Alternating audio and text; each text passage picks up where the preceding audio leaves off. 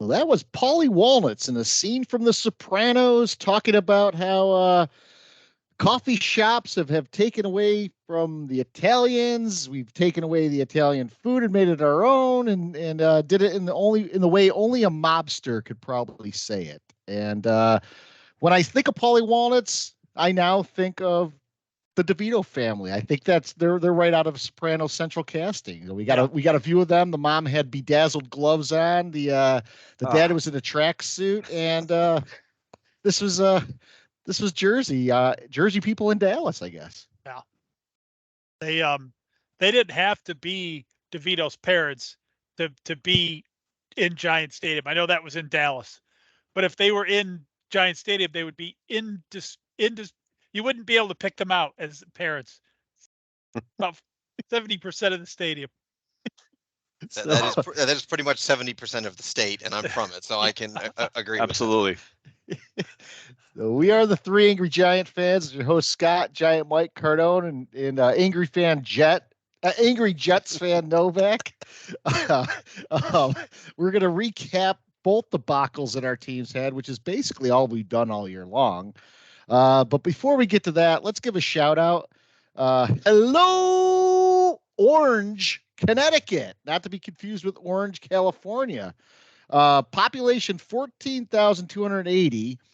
It's a suburb of New Haven. And in 1639, Reverend Peter Prudden bought land from the Indians for 6 coats, 10 blankets, 1 kettle, 12 hatchets, 24 knives, 12 mirrors, and 12 hoes. The hoes are the farming implement, not a prostitute. Something else. Yep. And it's named after William III in England, who was the Prince of Orange.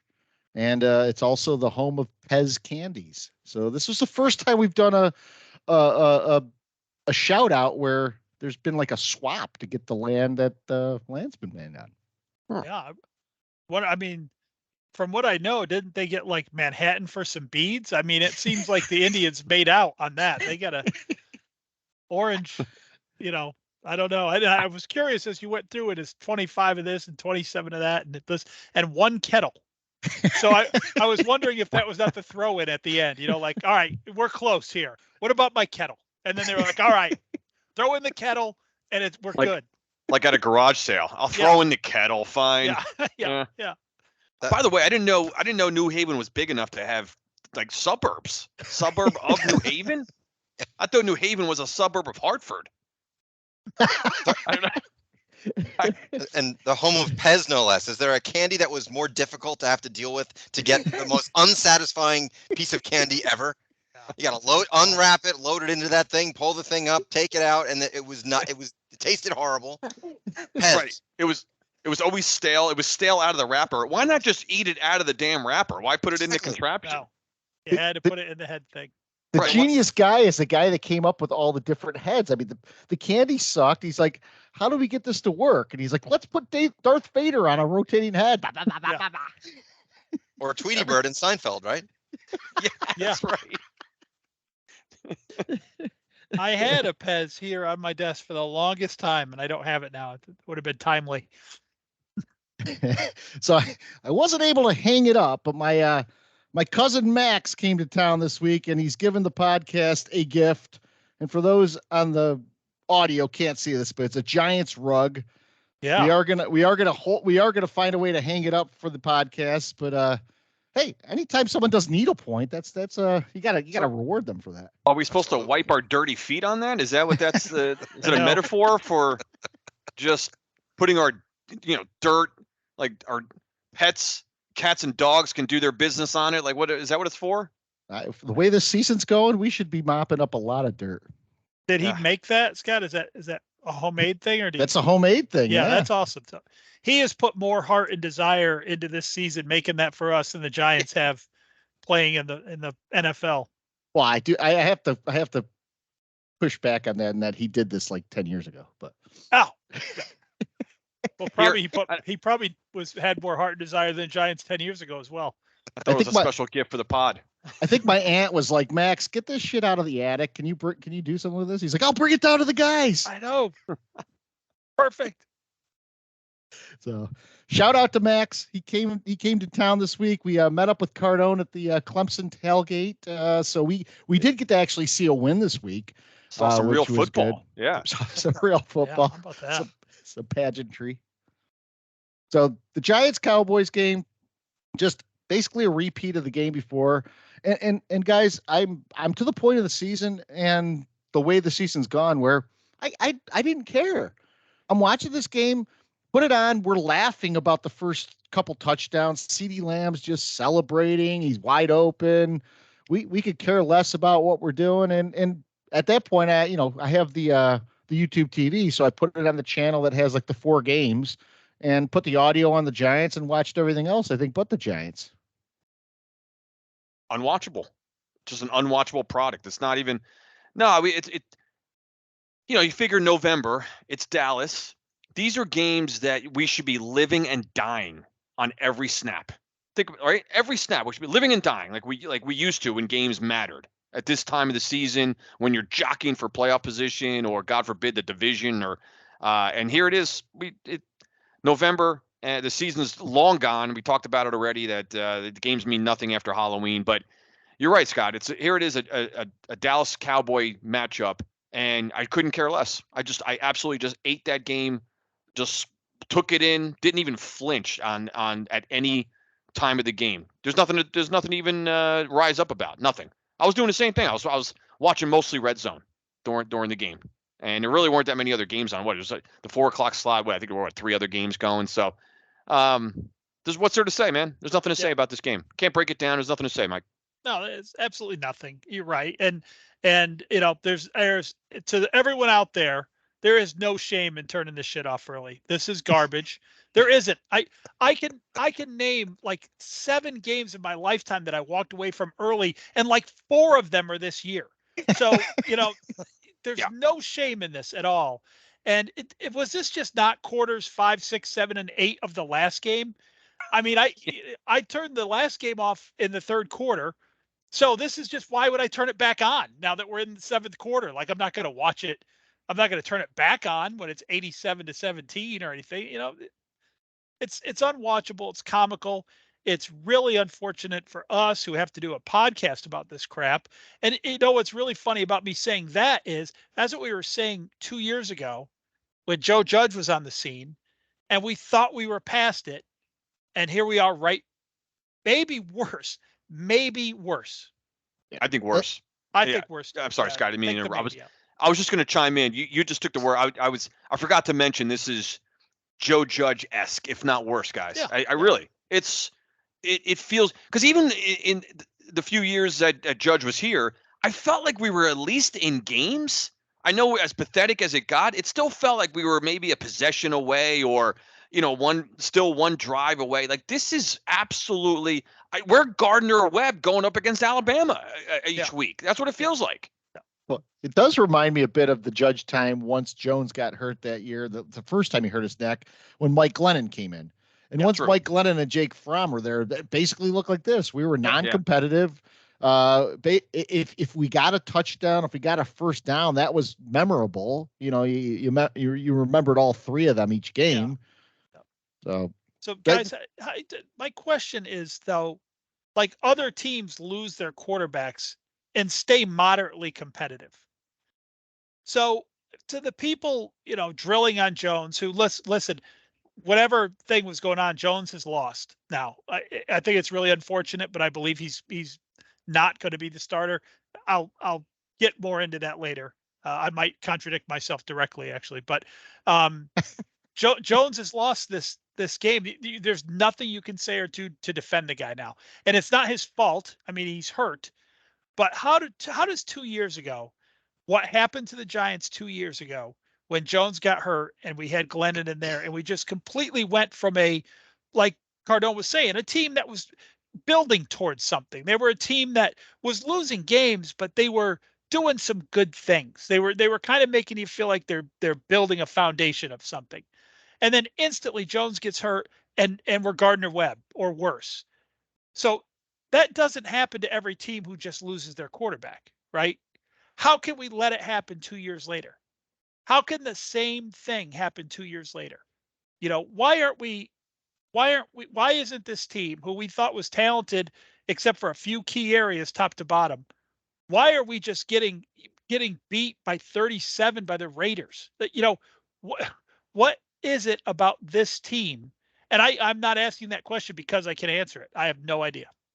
I have a small answer, or at least a comment to that, Mike, because I wasn't sure when I was going to bring this up, but I think right now is a good time to kind of just slide this in. One of the reasons that I think is because this New York Giants football team refuses to fucking fire anybody mid-season, make some kind of drastic move. I'm not saying it's going to like miracle is going to happen. We're just going to start, turning into wins. But what really jacked me up this week is that the Buffalo Bills, who have scored 262 total points this year, averaging 26.2 points a game, fourth best in the league, fire their OC on Monday after dropping to the game to the Broncos, which we all know, and they're firing people. And this New York Giants franchise won't fire our offensive coordinator, Mike Kafka, or the special or somebody. So that's one of the thoughts I have about this New York Giants team is how do we continue to lose games by 30? Well, not fucking firing people or doing anything to shake up this regime right now. I'm not talking about Dable. I'm not there with Dable just yet, but let's see what happens, at this time next year, what's going on. But that's my 2 cents on that, guys, is that how the hell are the Bills were fed up. The Raiders were fed up with their head coach a couple weeks ago, firing people, and now all of a sudden they've won a couple games in a row. That's why one of the reasons I think that the Giants they can't even remotely get themselves off their own back. Yeah, I mean, the Bills or the Giants should fire Kafka today and hire the guy the Bills fired. I was just Dorsey. I was saying the same thing. I'm like, holy shit, don't even interview the guy. Just fucking bring him, just walk him right in. Yeah. Here you go. Yeah. Here's your go to HR, sign the papers. There you go. Like, just get the documents. Now I've heard Dable and Dorsey don't necessarily get along, but I will say this. I mean, I think Dorsey got a raw deal there because Josh Allen basically got him fired with that performance he put on, and that's not on the OC when Josh Allen's just slinging balls all over the place. Josh Allen is our modern day Brett Favre, where he's a gunslinger. He gets away with it sometimes, but this year he's not getting away with it too much. And they've lost to some bad teams. They should have lost to the Giants. I mean, that's that's where we're at right now. That was supposed to be the start of this whole slide. Was getting beat by the Giants in primetime. That was supposed to be the beginning. Somehow they survived that one, of course, right? But yeah. What I don't like about this Giants team, and we've seen losing teams in the past, and the teams in the 70s were almost like lovable losers. They'd go out there, they'd try their best, give it the best college try, and something would happen. They'd lose. They just weren't talented enough. But I'm watching a game where you got people blowing up at each other on the sidelines. You got Darnay Holmes getting an interception when it's 42-7 and celebrate. He starts running to the end zone and people are running with him to celebrate. It's 42-7. Oh my God. At that point, that's disgusting. Hand the ball to the ref, go back to the huddle, clap to yourself if you want, but don't go celebrating. And that's, to me, that defines losing teams. That, and the other thing that pisses me off was when teams are mentally bad, like when they make a mental mistake on like, a punt return or something like that. Yeah. Guys, we had a play, and I don't know if it wasn't the 4th and 2 play, but we were down in the red zone and we do a direct snap to Saquon Barkley, and we got great blocking by a couple of guys, and Marcus McKethan turns around and is looking at Barkley, directly staring at him as Barkley's running to the hole. He's not blocking anyone, and he's impeding the runner from going to the hole to probably get a touchdown. And those kind of plays we see over and over again. How many times last year do we see like the play where at the snap, 5 guys are basically on the turf and Jones is running for his life? And to Mike's point before, I think it's a good one. Daniel Jones right now is probably, if he's with the team anymore, it'll be as a quarterback that helps the young guy out for 6 games or something. He's going to be Kurt Warner next year to what Eli Manning was. And it is going to be just one of those things that it's the NFL. That's why this happened. But I'll tell you what, when Jones is in there, at least we resembled an NFL team for the most part. Now, he was there for Dallas this year. He was there for some bad losses.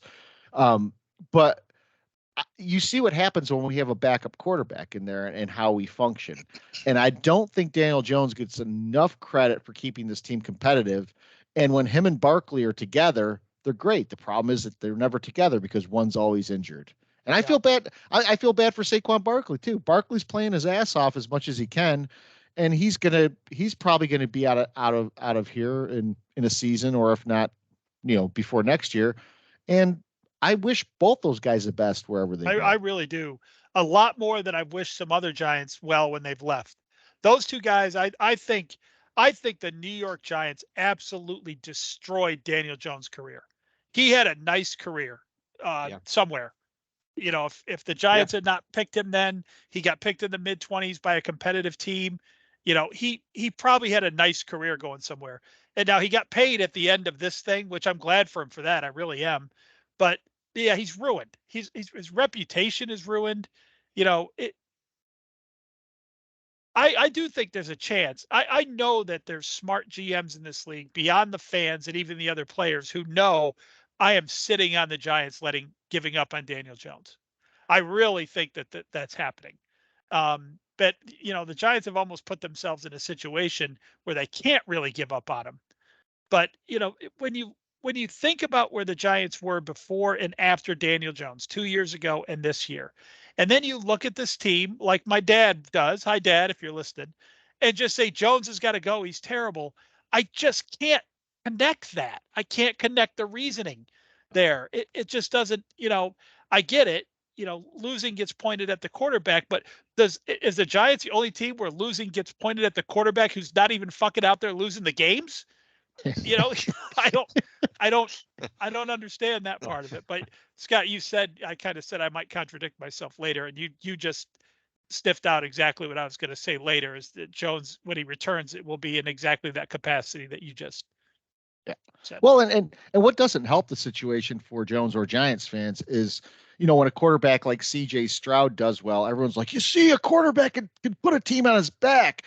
But then again, you see situations where quarterbacks go out and their teams don't flourish. So it's cherry picking all the time. It is. Are the Texans great right now?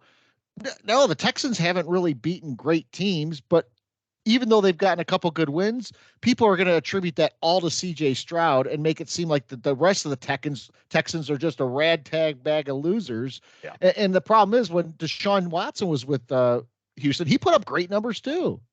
Yeah, and that's the difference between the Giants and the Jets, Novak, right? You would take C.J. Stroud right now in a heartbeat. Like, you'd jump on that like crazy. Does anybody realistically think the Giants just somehow getting C.J. Stroud tomorrow changes anything about this team? No, although I think C.J. Stroud would be great for this franchise if we were to have picked him. You know what I mean? He would be someone to build with, but it's not going to be producing wins this year with this squad. I might add one thing. I don't want to offend the Giant fans, but I will say, and I think I'm not going out on a limb here, that they're bad. They might be the most boring team I have witnessed in probably 25 years. Oh, yeah. That's our legacy. Our legacy has been boring. And I'm a Jet fan, and they're a bore. I tried to watch that Giant game. The Giants are boring impossible as hell, hard to watch. They just are. Impossible to watch. We put a backup quarterback in there, and we're throwing 2-yard passes for the whole game, basically.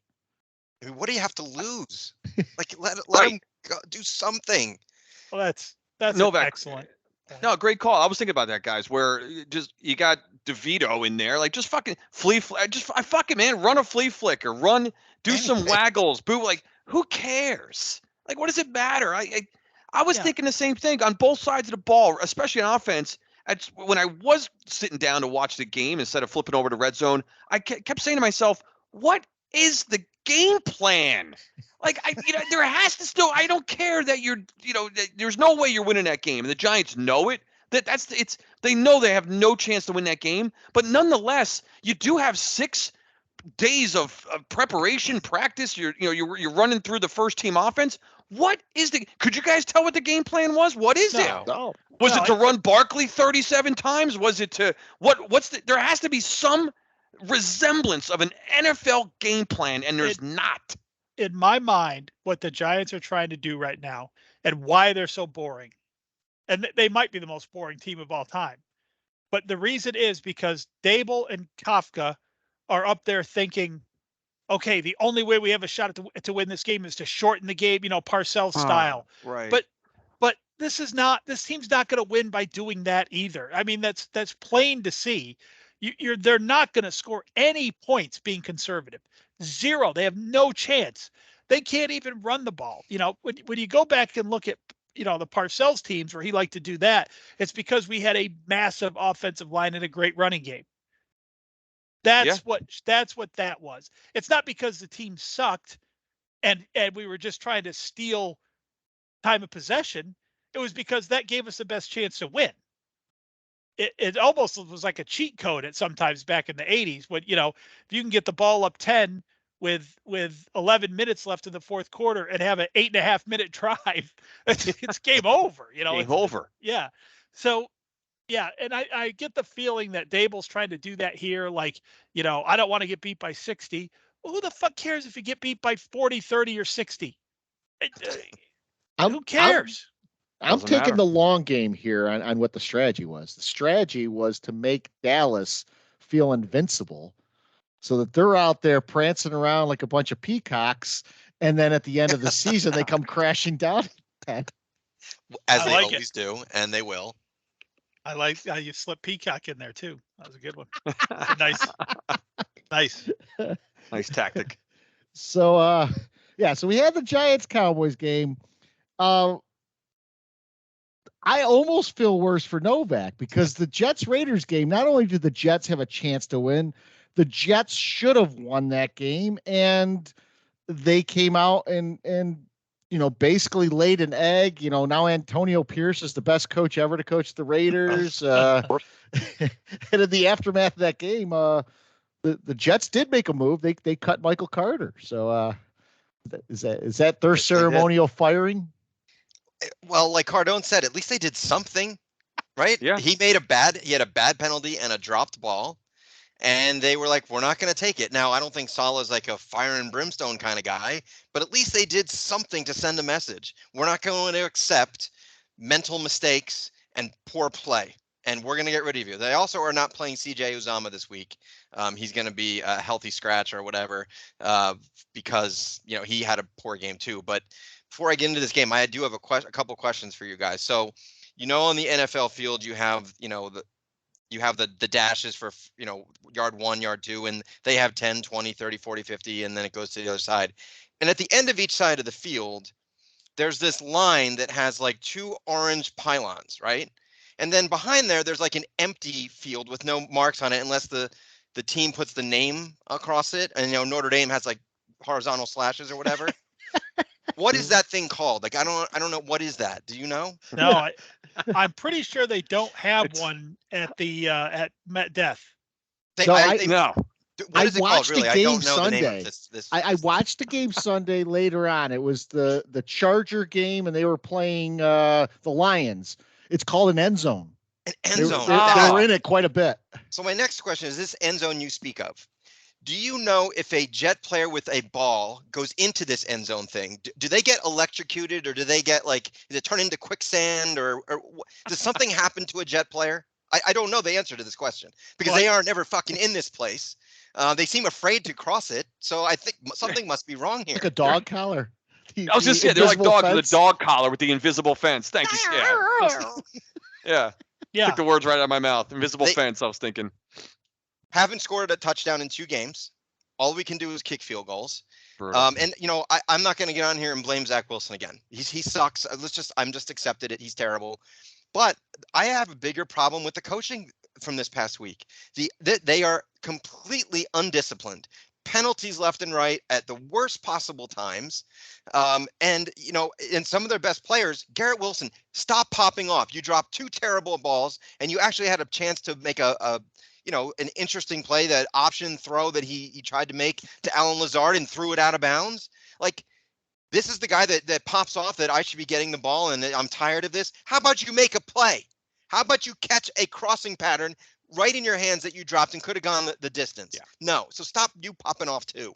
So I'm tired of these guys with all of that. They're completely undisciplined.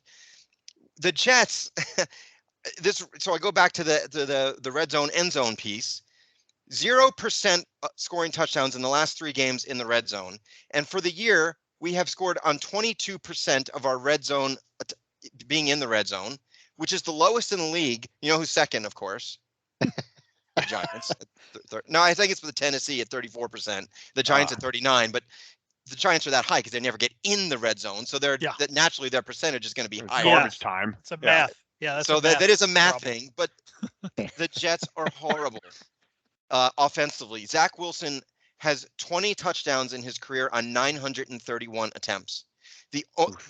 If we brought that down to 500 attempts, it's still 2.1% touchdowns. The other 3 quarterbacks that are compared to him, Ryan Leaf, Deshaun Kaiser, and Chris Wenke. Deshaun Kaiser. Deshaun Kaiser from the Browns. So that's how pathetic this offense and Zach Wilson and this team is, and the undisciplined nature of this team. Salah has got to do something. I agree with you, Cardone. Do something. And they're not going to, sadly, they're not going to fire the offensive coordinator because he's Rodgers' boy.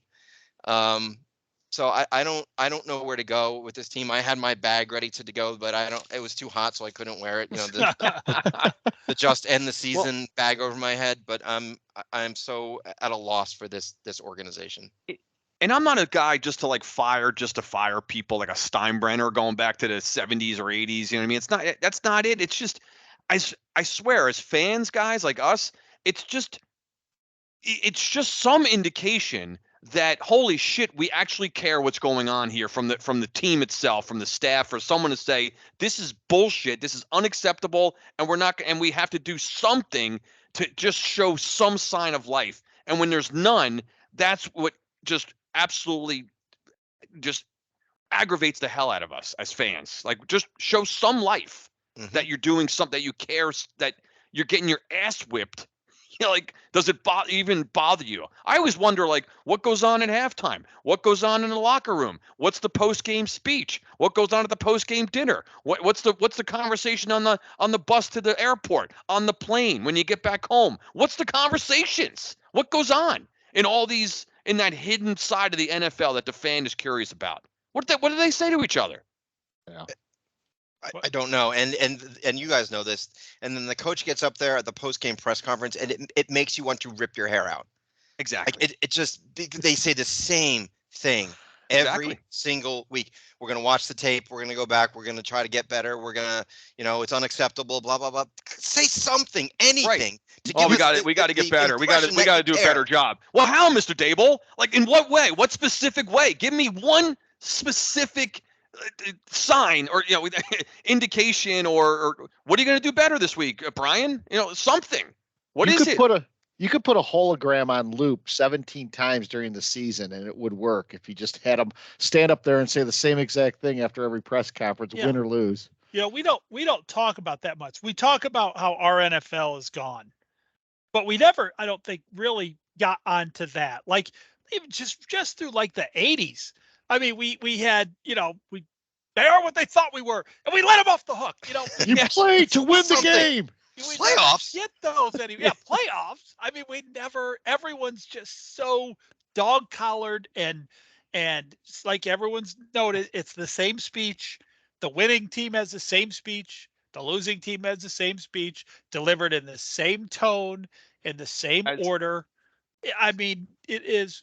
I would just love to have one of these guys back, just blowing up the NFL, just having these awesome press conferences. I don't even think we have a guy close to that. None, not one.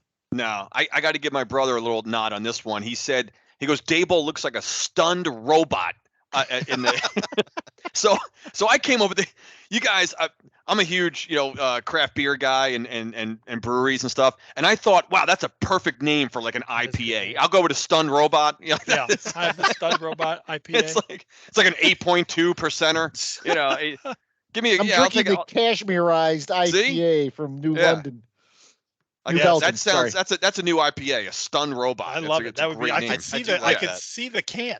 It looks perfect. All wide-eyed, just like a robot with a hoodie on, all wide-eyed. Just it's Yeah. You know what's funny about Dable though?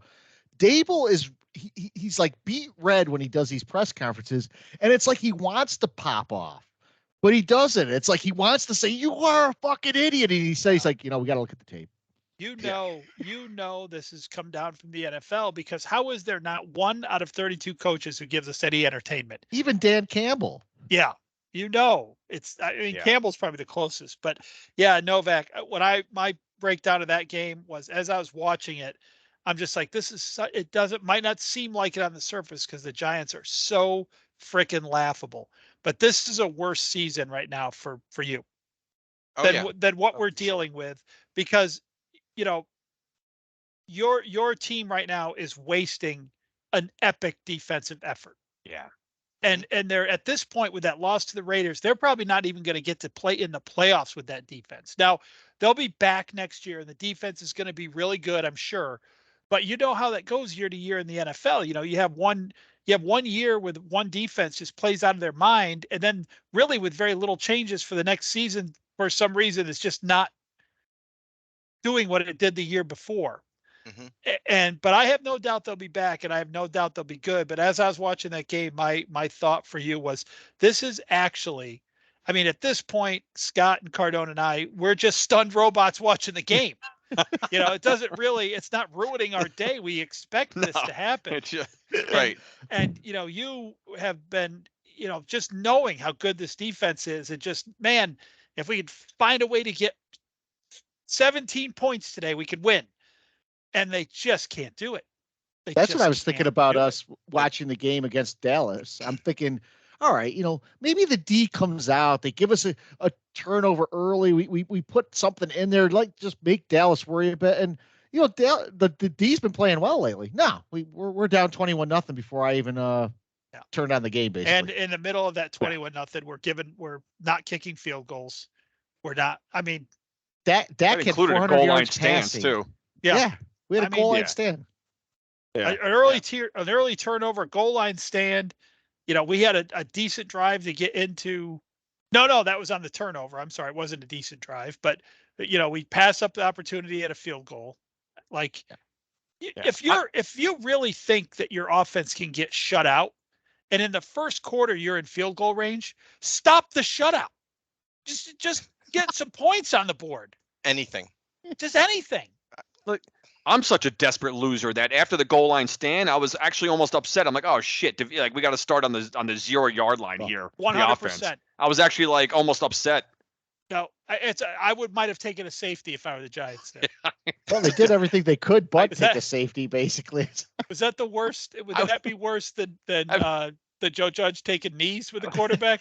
I was just taking a safety. I was thinking, guys, on that. Has this ever been said by any fan ever in a 0-0 game? I'm like, let him score so we can flip the field. I just wanted to flip the field. The same thing. I was saying it's not a tragedy if they score here. I don't want to be down here. I didn't want to be on the 1. I'm like, can we at least get out to the 25? I'll just get out of here. So, I already told you guys my cousin Max visited this week. I already have him now on the Salah train when it comes to the camera views. And this game was particularly annoying because they had a sequence. Whenever the Jets were on defense, every play they'd go to Salah, and then for some reason, even when the Jets were on defense, they'd go to the dick. You'd see the camera of the dick on the headphones. First off, who's he talking to? Why is he talking to someone? They'd go to him. On offense, they'd sprinkle in a twist. They'd go to Salah. They'd show Hackett sometimes looking down at the play sheet, and then they go to the dick. Mm-hmm. They were on Rodgers every other play, and we did this. We in the second half. I don't know what it was in the first half. In the second half, there were only 2 plays where they didn't show either Salah, Rodgers, or Hackett. 2 plays, offense or defense. Really? Yes. And That bad. We'll I didn't put it notice. this way: I two did not notice plays, that. 2 plays when you had to cut away from the field, when there was like not a hurry up, Ongoing action. Yeah. ongoing action. The Dick good that- news. man. The That good is news on that incredible. is that they did catch the dick after Hackett called the play. It was a 3rd and 2, and it was a run up the gut by Breece Hall. They caught Rodgers shaking his head like, "Oh, what a horrible play call." So that was called out in like the Daily News, the New York Post, and the whole thing. So good. I'm glad they caught that because it was a terrible call, and Rodgers knew that. So But why are we showing the dick 45 times a game in one he's not even playing in? because he's the dick. How many Daniel Exactly. Jones I mean, shots did we it's get this easy. week? Well, The is he on the sideline? I Probably don't know not. because we wouldn't know. Don't They know. don't show him. Yeah, it's ridiculous. And in But the Giants game, our camera was focused on the DeVito family, which we learned that Mama DeVito is a better play caller than Mike Kafka, because when they called the 4th down call, she's up there going, Palms up. yeah. What are we doing? So in most years, the Giants would have a winnable game this week. They're playing the Redskins. They've already beaten the Redskins once. In today's 2023 November 20th version of the Giants, I think Ron Rivera is actually going to smile for once. Hell yeah. They get an Somehow easy the win. Redskins found a way to lose this past weekend. I don't know how. Riverboat. Yeah. Riverboat was part of it. Riverboat and some suspect officiating, which again around the NFL this past week was terrible.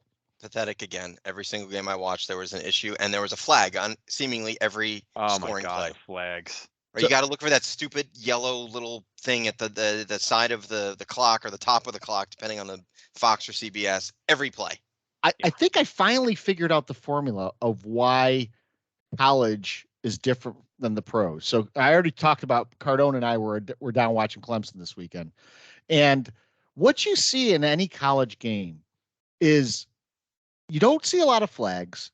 And when flags are thrown, there's usually a reason a flag is thrown. Mm-hmm. Like you see, like a guy it might not be a legitimate penalty, but it looks like something. You're like, okay, that guy got thrown down. I think that's a hold. And then, you go back and slow one, you're like, he just fell down. But at least you understand why the referee threw the flag.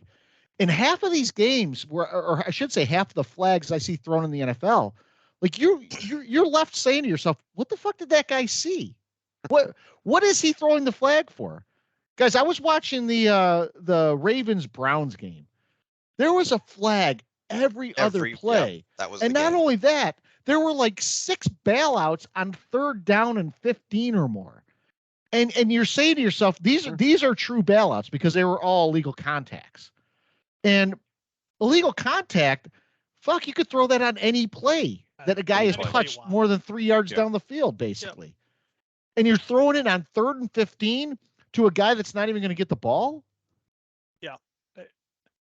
And I went on this rant several different times over the years, but what I just don't understand right now is, so this hammering on officiating is starting to get legs. Fans certainly are going nuts about it, but it's even creeping into some analysis now. But still, after all these years, why is there not somebody on TV talking to us about football and using the word bailout call? And saying, does anyone else notice that these happen on 3rd and 10 or more? Does anyone else notice that 89% of holding calls in the NFL are called on 1st down? This is what I don't understand. Even now that it's gaining legs, I'm still not hearing people say that. And I think that is the kind of thing that if you get out there would embarrass the shit out of the NFL. There's no way they can deny that there is some bias toward holding on 1st down. Mm-hmm. There is no way they can not call anything. If you're throwing a flag on 3rd and 13, we've talked about it 1,000 times. I feel like I'm just repeating everything, but that is a bailout for the other team, especially when it's illegal contact away from the pass.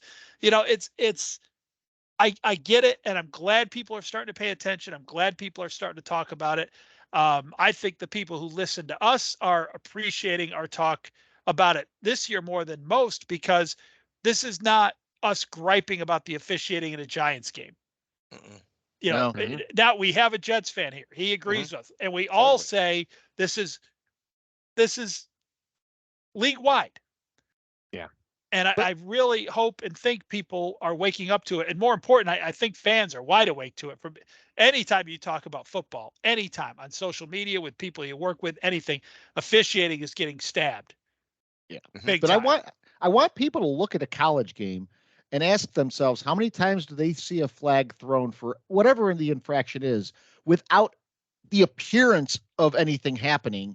And then compare that to the NFL, where it's like half the flags you see thrown, and you're like, well, what did they throw that for? What are they watching? What are they looking at? And Rich Eisen actually twice during the game in London or Frankfurt, after penalty calls, said, well, I guess these officials aren't going to let them play football today. Yeah. Mm-hmm. Twice. And that's the first time now I've heard someone calling the games make those comments. So like Mike said, maybe it is getting legs. Maybe there is going to be something that has to happen here. I'm sure he got dressed down for that. Sure he did. Can't do that. I just want why isn't Sterling Shepard, or is it Sterling Sharp? Why isn't he doing this for us? He doesn't seem afraid of anybody. Let him go after it. Guys, in that Browns Ravens game, there were 6 calls on 3rd down and long that extended drives and allowed, actually one of them allowed the Ravens to score. Now, the third penalty of the 3rd down bailout was legitimate. Yeah, it was. And and here's the thing. If I'm an offensive coordinator and I've got a 3rd and 20 and it's late in the game, I'm just telling my wide receiver, hey, run into the defender. We're going to throw it your way. Fake like it's like you flail got your arms. Yeah. Flail your arms, do whatever. That's a better percentage chance to get a first down than actually trying to run a play that is successful. Or tell your quarterback, throw the ball up, but throw it short so your receiver has to come back and get it. Yeah. Anything. The underthrow. I would think any coach in the NFL who's not coaching his team and players to do that at this point, that is negligence. Yep. To Novak's point, you have a way better chance of just trying to manufacture a penalty and actually getting it called than you do of actually picking up a 3rd and 20. No doubt. And it's been proven time and time again, and not just from our teams. As many games as I can think, you've watched that, and it has happened every time. Yep. Why wouldn't you coach it that way? Wouldn't you have to lose? Yeah. Yep. Guys, any thoughts on the Giants-Washington game, or should we just go to a prediction? I have no thought. I mean, we've talked before that, whatever the Giants need a win, here comes Washington, right? But does this team really need a win right now? What's a win going to do for us? Nothing. I've never been a guy who said, "Oh, I want to lose out so we can get the draft pick," and I'm still not that way. Although in the back of my mind, for one of the first times ever, now that it's a chance to be a number 1, this is when you kind of can't help but think, man, somehow in my mind, this team that's out there playing football right now, not picking first in the next draft in the NFL, is a travesty. This is. The Carolina Panthers would beat us by 2 touchdowns. We need the Carolina Panthers to lose at some point. Yeah. They couldn't even beat the Bears. The Giants are helpless and hopeless right now, and I'll start Washington 24-10. They're not very good either. I almost had the identical score, Mike. I was going to go 27-10. Washington. No, this is the Giants now officially, according to ESPN, lead. They have the best chance now to land a number 1 pick in the 2024 NFL draft. That's simply just because they're not favored to win another game the rest of the year. The Giants and the ESPN FPI, the Football Power Index. They're the favorite to land the number 1 spot, which I hope they do at this point. Again, I can never willfully root for this team to lose. I won't do that. But no, I can't do it. To think that they can beat anybody right now is just absolutely doesn't cross the mind. How can it? So Washington's not a bad and Washington's they're not a bad team. They can score. They've got Bieniemy's got this offense putting up points and yards. The Giants, we're going to see if they haven't quit already. When are they going to start to quit? Like really quit the Giants? I mean, 7 more games, 7 more weeks of this, guys, to watch this Giant football team. That's really painful when you think about that. So, I don't know. They 27-10 Washington without any analysis whatsoever. Think about this, Cardone. If this were a game in the 70s, we'd only have a couple left to go. I know, right? Just a handful, man. We could get through that. I see this just dovetailing into what Novak said before about us being one of the most boring teams out there. Guys, I see Sam Howell getting a ton of praise because of the way of his yardage. We saw what Sam Howell looked like the last Giants game that he played, and I've seen Sam Howell look terrible, but it's the stats. Everyone loves the stats. How many times have I heard Giant fans say, even this year alone, when Tyrod Taylor started playing, well, the offense is just much more fun to watch. Yeah, but we're still losing. What I see in this game is it's going to be an ugly November game. It's going to be 13-6 Washington. Nice. Yeah, I don't know. I mean, honestly, when are any of us going to pick the Giants to win for the rest of the year? So in our little bet scenario, they play the Patriots in a couple weeks. Is that home or away though? It's at home in New England. Oh, is it? No, maybe. It's at Met Death. Okay, well maybe there, but so no. I mean, I'm going with Washington 18-10. Like Novak, you guys have an actual. This is an interesting game. So week 1, the Jets beat the Bills. The Bills fired Dorsey. They're actually going with a former Panther offensive coordinator, Joe Brady. Yep. The Jets, I don't think, are a bad team. That defense is elite. Yep. And the way that Josh Allen's been playing lately, it wouldn't be out of the realm to see another 5 turnover game from the Bills. So I'm having trouble sort of putting together what's going to happen in this game. The one time that Salah actually speaks up is when I wish he would shut his mouth, because he opened his mouth and says that he's embarrassed Mahomes, Hurts, and Allen. Real smart, dude. You got to play him again. So Allen's going to go into this game with a chip in his shoulder. His offensive coordinator was fired, and I think he's going to be lighting the Jets up, even though the defense is great. This is a revenge game for Josh Allen. Whenever the last couple of years you start to doubt that guy and say he's a gunslinger, he makes too many mistakes, he comes out and he plays really well. He's going to do the same thing on Sunday, and I think they're going to win 28-6. Wow. Ooh, 28-6. Wow. Yep. 2 more field goals. Another game with no touchdowns. I think this is one of those games again where the Bills, they're going to struggle, but I do think they're going to win at the end. And I think people are still going to be left scratching their heads on what's going on. But I don't see a lot of points in this game. I think it's going to be another one of those where Josh Allen has a couple of turnovers, but they somehow find a way to win. And I think that they win this game 17-16. And I'll also say this. Trayvon Diggs came out this week and had a couple tweets about, hey, talking about Stephon Diggs leaving Buffalo, get out of there. Dude, Stephon Diggs is defined because of Buffalo. Stay there. That's your best chance of winning. Do you really think Stephon Diggs is what's making that team good or bad? It's these Diggs brothers, man. Just shut the fuck up. I mean, Stephon Diggs is going to work his way out of Buffalo, and the next team he goes to, he's not going to do anything. It's a bubbling, and I think we've actually used it before, but it's a bubbling pet peeve. These players these days with this team's not winning, I need to get out of here. It's oh my God, it's so unseemly. It's so stupid. And for Trayvon Diggs, who's one of the most overrated players in the NFL, to be sitting on another team in another conference and saying, my brother should get out of there, right? Shut up. And I'm sure he probably said something to Stefan before he said it, and he probably gave him the thumbs up because this would be the second team he's begged off, right? Mhm. So it is so gross. It is so stupid. I mean, I know I probably wouldn't have many players on my team if I were an NFL coach, because I swear to God, if I heard that, if one of my players even questioned coaching or said anything about leaving, I would Chris Carter their ass. They would be gone for seemingly no reason.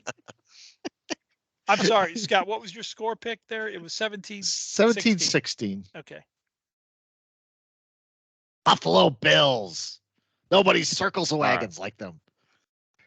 Am I up for this? Cardone, you're up. For Go so for it.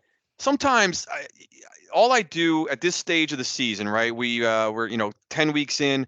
Sometimes when looking at the prediction of a game as far as the outcome, I simply just look at the standings. And what I mean by that is, the Buffalo Bills are sitting there at 5-5, and the New York Jets are 4-5. So my thinking is, are the Jets really going to beat the Bills and jump ahead of them in the standings at this stage in the season, where the Jets are going to stay relevant in the hunt, in the playoff race and all that in the AFC? I don't think so. I think the Jets are fine. Like, the Jets have been teetering around, and Novak, I know you can relate to this. Like, the Jets are hanging around in the hunt, Mhm. kind of playing. They've won a couple games. They had that 3-game winning streak thanks to the debacle, the Giant disaster. And then they're still hanging around, though, in the hunt. I think they're finally going to go away these next couple of weeks. They got the Bills, and then jumping all the way ahead, they got the Miami the week after that. So I don't think Buffalo's ready to go 5-6 this season No. and have some real jeopardy and really hit the panic button, because people in Buffalo are hitting the panic button right now, and because they're on the outside looking in as far as a playoff spot right now. We love the old, if the playoffs started today, Buffalo would not be in. So I got Buffalo winning just simply for the fact of they're going to stay alive in this playoff race. Buffalo's not going anywhere, and the Jets are going to start to finally fade away.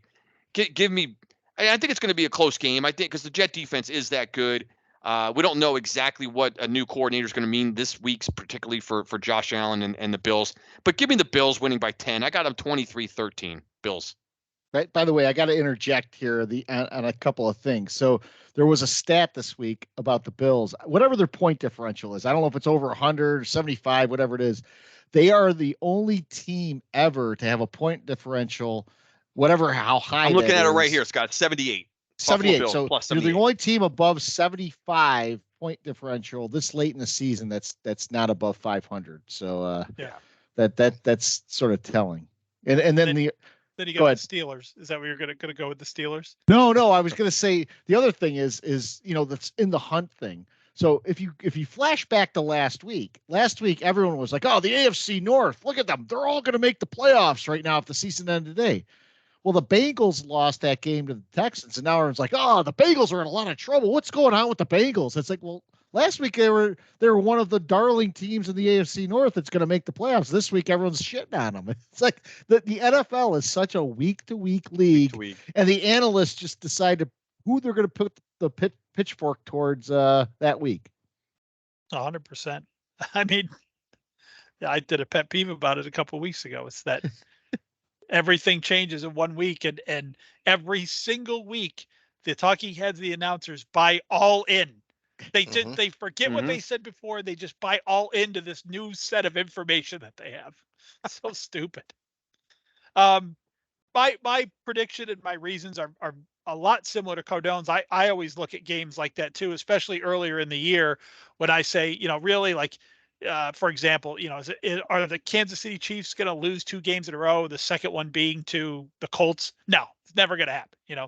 And so that I understand exactly where he's coming from with that. But I think that the defense, as Scott said, gives Josh Allen some problems. He's not seeing the field really well right now. I do think anytime you change a coordinator, you get a slight advantage, that at least for a week or two, as because you just by the nature of the beast are going to go off tendency a little bit, and tendency is a huge thing in the NFL, how teams prepare for you. So I think the Jets put up another really game effort against a team that's better than they've looked lately. Josh Allen, I don't think is going to come out here and become Superman again, but I think he's going to, I think the worst matchup on the field, right? I go to that a lot is the Bills defense against the Jets offense. I think that is probably the worst matchup on the field, even more so than the elite Jets defense against what we all suspect is a pretty good Buffalo offense, really. Yep. That's just fallen on some trouble. So I've got 17-13 Buffalo. Yeah. Is that game at Buffalo or at New York, by the It's way? at Buffalo. At Buffalo. Yep. All right. So we're obviously nothing. We've all picked the same teams this week, so nothing is going to change in our standings, but I give you the updated standings after last week. Scott, who had fallen to last place, who had the 2-0 this week, is the only one with the 2-0. He correctly picked the Raiders and the Cowboys. The rest of us all went 1-1 with picking Dallas and the Jets. So the new updated standings are Novak at 13-5, Mike at 12-6, and Cardone and Cost tied at 11-7. All right. We're all Let's within go in the 2 basement. games. All within 2 games, and that's not going to change this week. So we're basically going to be betting the Jets for the rest of the year. Yeah, is what really. you're saying. No one's Pretty picking much. the Giants from here on out. Is it the Jets are going to win or not? That's all we need to ask. So, any pet peeves this week? I'll go with Mike first.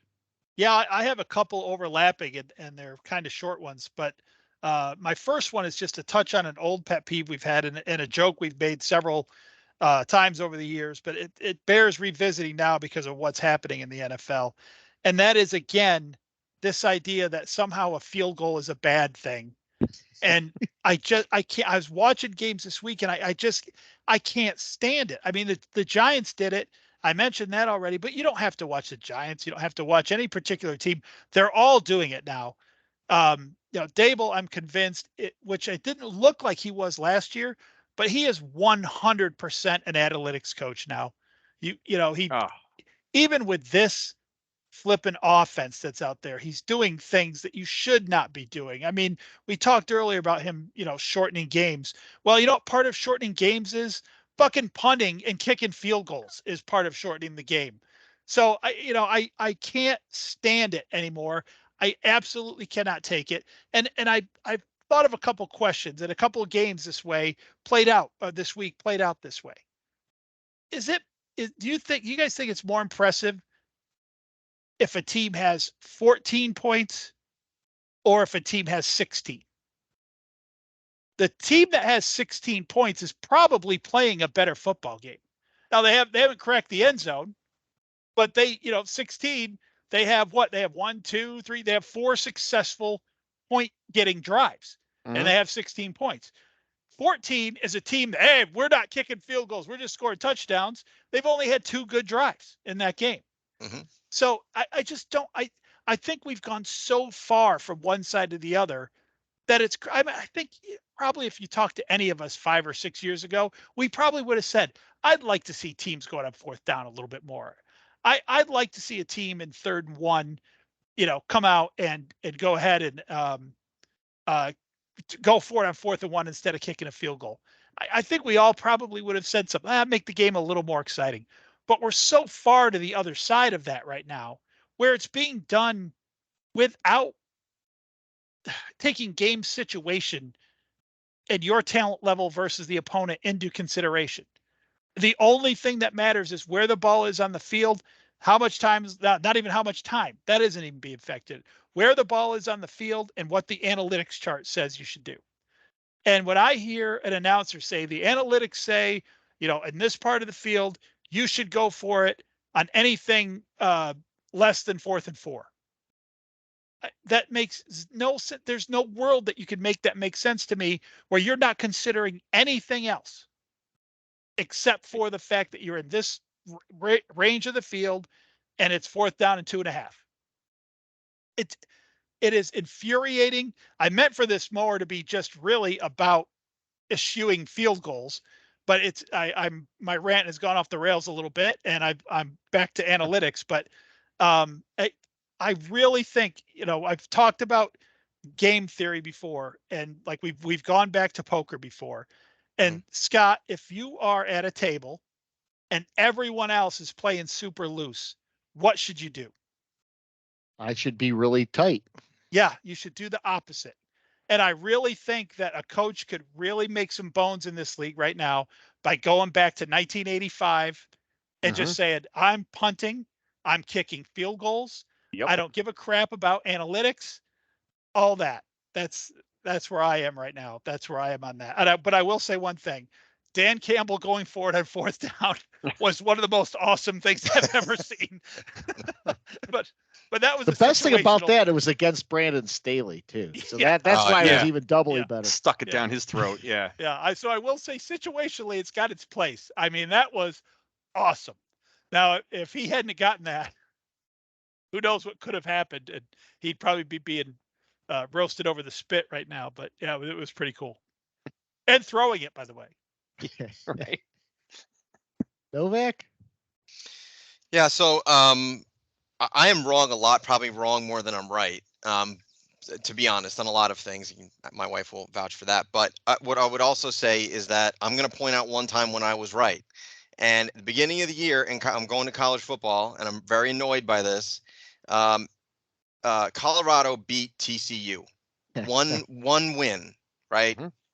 Okay, and the whole world was screaming for Deion Sanders as this incredible coach that has turned a program around.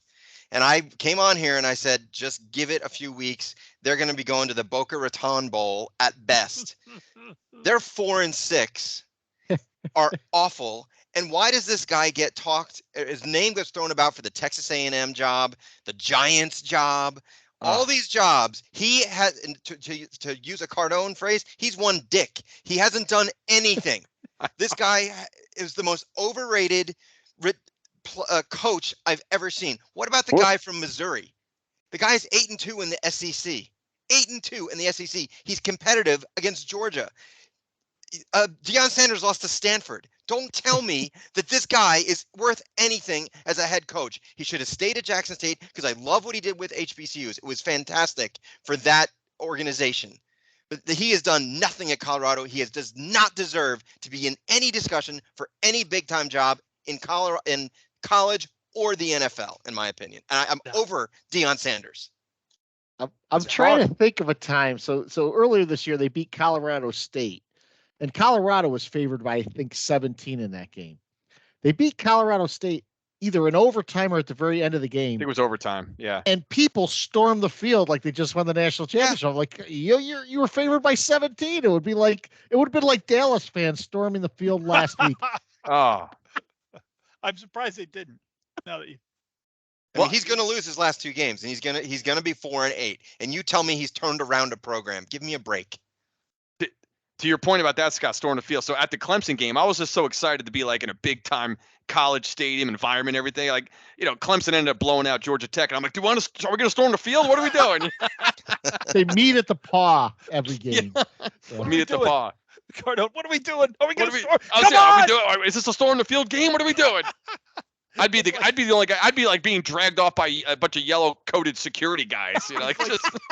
Cardone was like Frank the Tank running down the middle of the road naked. Right. Yeah, they're right behind me. We're streaking. Hey, I have the storm the field under my belt a couple seasons ago at App State when they beat Coastal. They beat a 14th ranked Coastal Carolina team on a Wednesday night on ESPN on a last second field goal, and we stormed the field, running around. Did you prep before? Did you say, hey, if he makes this? Or no, it just no, not at all. It just was one of those things where you kind of got the sense that it could be happening. So we didn't have to do anything. Next thing you know, you see all these, all the student body just rushing the field. So here we are, a couple 50-something-year-old guys, like, yeah, of course we're going to storm. By the way, when you're storming the field, you got shit coming from. You don't know where the traffic's coming from. It's great. You got people coming from every side of the compass. You know what I mean? North, northwest, south, southeast. You don't know where your shit's coming from. I got to add that to my bucket list. I'm going to add storm the field to my bucket list. Storm the field. I want to storm the field. If you storm the field, you got to bring it back old school and take down the goalpost. Yeah. What fans was it though that took the goalpost down, ran it through the city, and like threw it in a lake or something? Did that happen? Oh my gosh! Was that Northwestern? It might have been. When they finally won a game after like 5 years or something like that. What they did? They brought it down like Main Street or something. Was that what happened? Well, they carried it right out of the stadium. Yeah. I think they threw it right into into a lake the or Finger something. Lakes there. Yeah. It's awesome. The only good one of those Dr. Pepper, not only good one, there's been a couple, but the Dr. Pepper, whatever, football commercials was the one where he's trying to find the stolen goalpost. Oh, yeah. It's Yes. That's good. interesting antenna you got there. Yeah, it's European. Cardone, pet peeve? Yeah. So this, this is funny. Kind of, we talked about this guy, or at least about his family, earlier on the pod tonight, and I was referring to, of course, Tommy DeVito, right? And so my pet peeve is at some point during the Fox broadcast, during the game, during this disastrous football game against the Dallas Cowboys, they came out with the cartoon effect thing. I don't know how there's one of Tommy DeVito in the first place, but they did.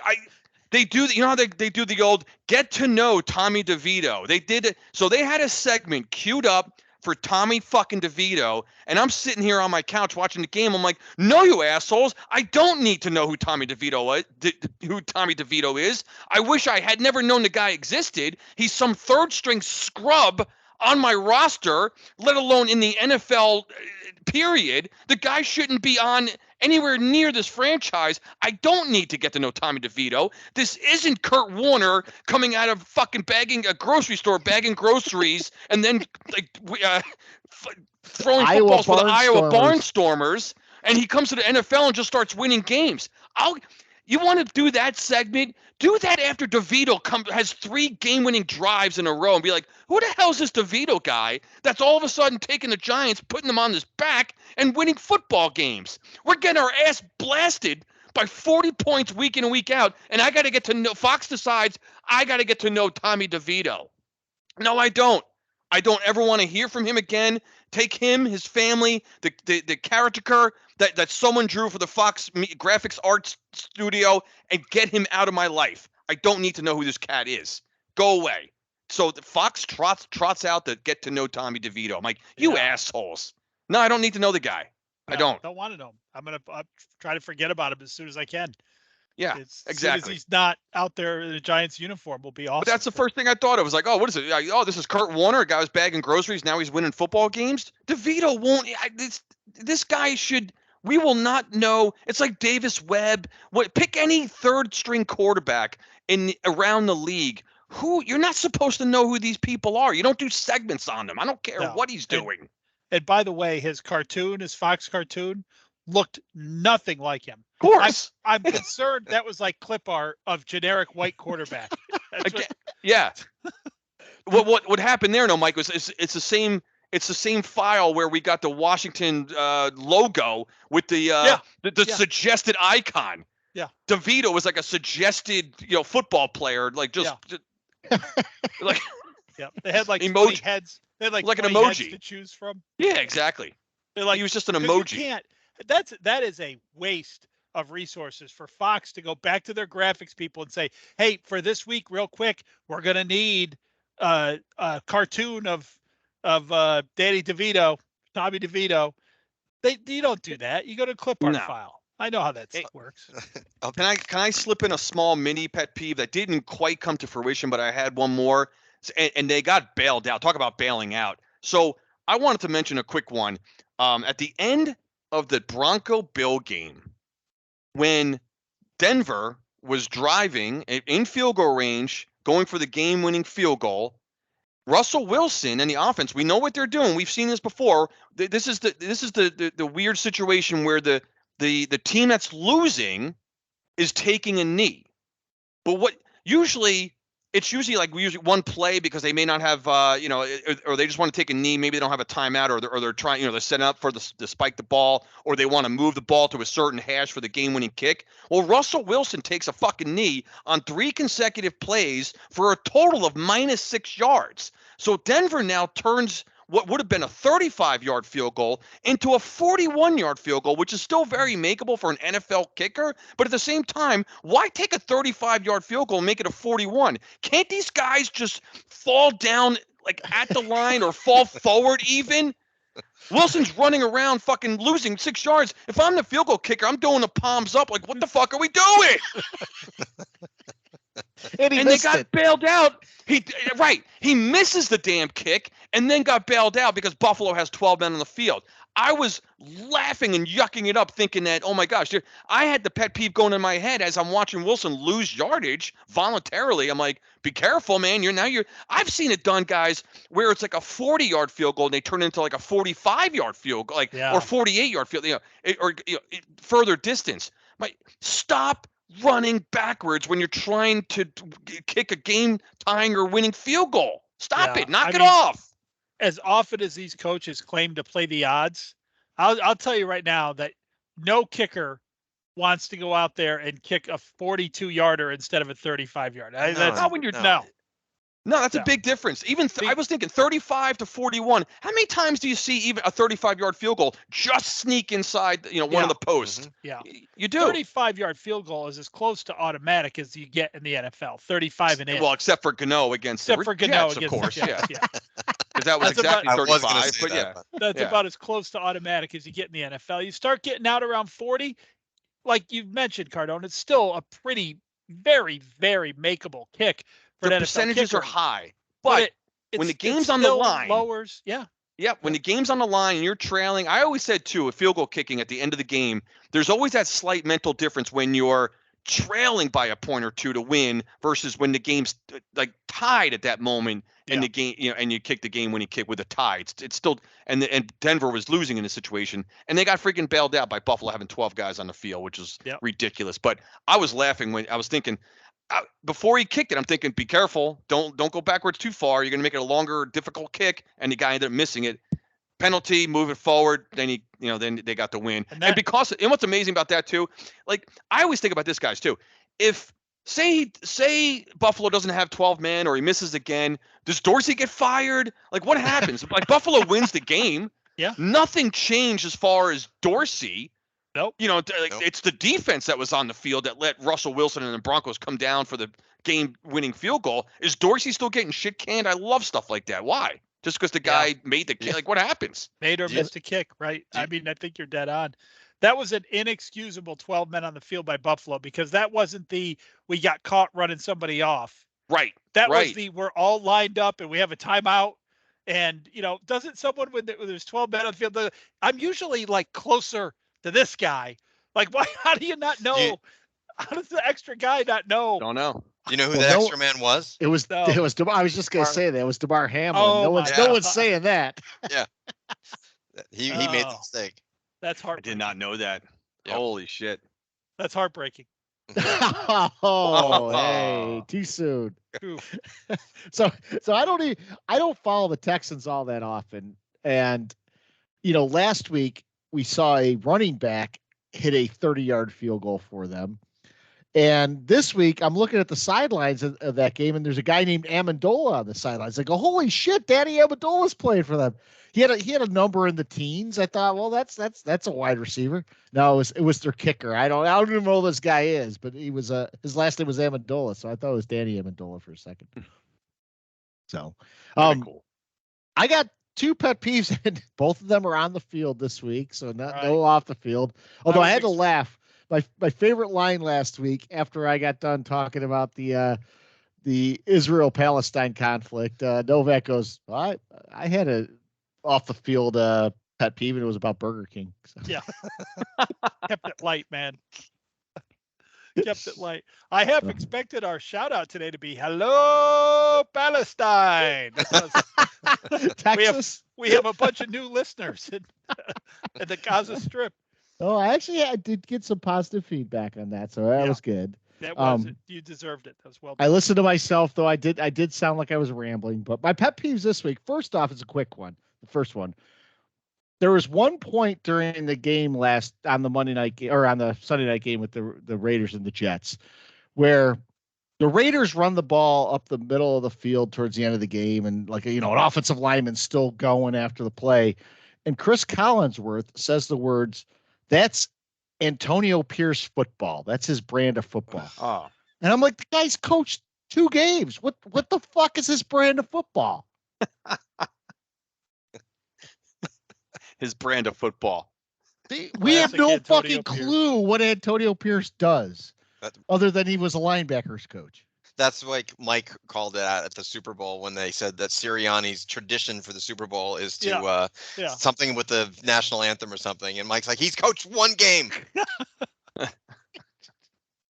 So yeah, that was my first one, and then the second one almost came to fruition today because Novak was bringing it out, but I've never understood.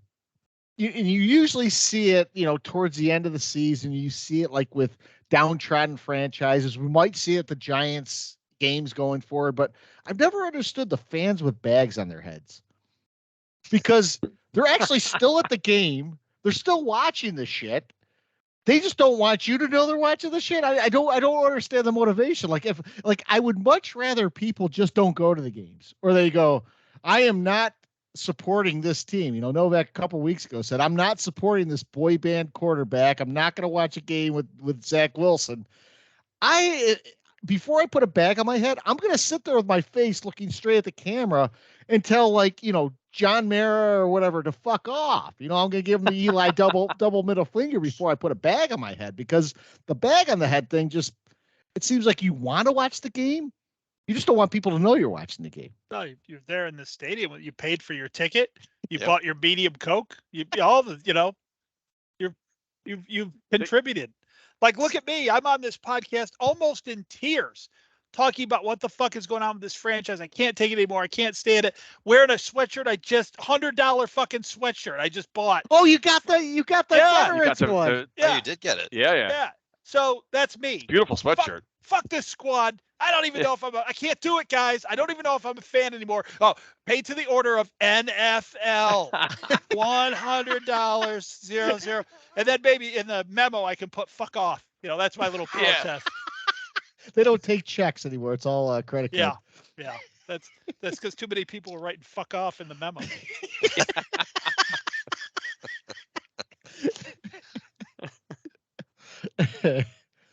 So yeah, that's my pet peeve. The good ones. That is good.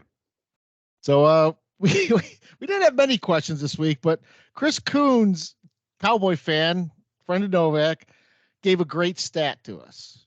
So Giants total TDs this season, 12. Oh. Cowboys touchdowns against the Giants, 12. No, that's a good stat. Oh. Can I add to that, Scott, if you don't mind? You can add anything you want. So we were talking about point differential a moment ago, like with Buffalo. So I looked before we came on tonight. The Dallas Cowboys are plus 104 in their point differential on the season. There 72 of those are against the New York Giants. Yeah. Think about that. 72 points just against one team. Point differential. And that 72-point differential, believe it or not, is not the largest in a season. So we were at one point in danger of having the worst point differential to one team in a season, which I think is 84. So at one point we were almost there, and then we scored some garbage touchdowns. So we closed that gap. Any stats or records broken or anything that happened this year, if you have the Giants on your schedule, should be disallowed. Yeah. It's not. I mean, that's stupid. Voided. Someone on Dallas is probably going to win the sack title because they get to play the Giants twice. It's not competitive. It's not fair. Man, that was a good pet peeve. I should have saved that shit. that would have been a good one. So, Peacock didn't really ask a question. He just wanted to reiterate that Dallas is our daddy. Yeah, well, I can't even argue with it. You can't argue that, right? No, I'd actually say the Eagles are our daddy. We haven't played them yet. Remember this? 2 games against the Eagles coming up. So, and we'll find out who the daddy is. But now that here's the one question: last game of the season, the Eagles are they're playing all their backups. You guys need to lose that game to get the number 1 pick. Are you going to win? Oh, no. God. The Eagle. Nick Sirianni is so much of a douche. He will not let us win. This is not the Eagles under Doug Peterson that would throw a game. I'm not saying he's going to throw it. I'm saying you go out and actually win and lose your chance to get the number 1 pick.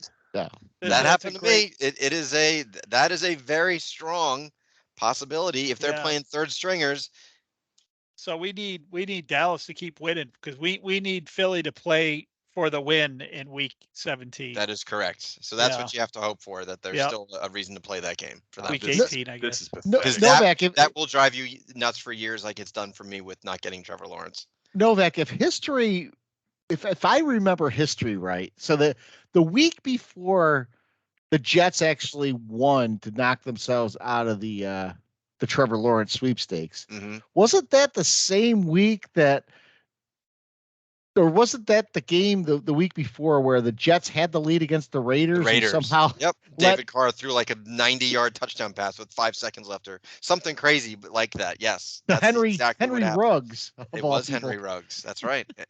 And I was cheering, jumping up and down, screaming and cheering that they lost that game.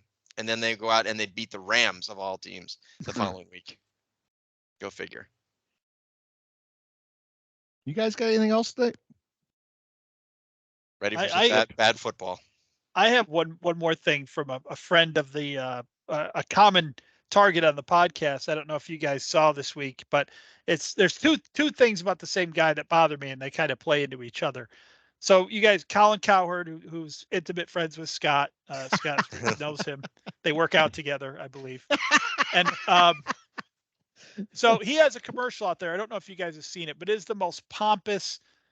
I forget what he says. Like no matter how much I'm right, you'll still argue with me, right? And I'm thinking this guy has more bad takes in one episode than like Skip Bayless if he had a 2-hour special. I mean, it's crazy how wrong Coward is about things constantly. And just like we talked about earlier, just switches his opinion from week to week like nobody notices. But so he said this week, and I thought this was the most comical thing I've ever heard.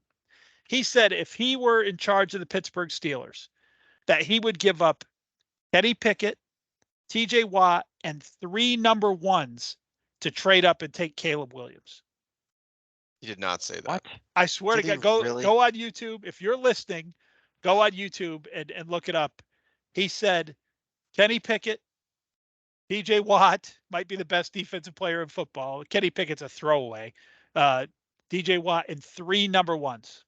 Guys, I'm telling you, I'm still not convinced Caleb Williams is better than Drake May or even the guy from LSU. Yeah, I'm not either. When I watch LSU, I come away really impressed. Now, I'm not a quarterback guru, but the thing is, I see Caleb Williams with all the turnovers he has, and people love him because he makes these off-script plays. He scrambles and then throws the ball.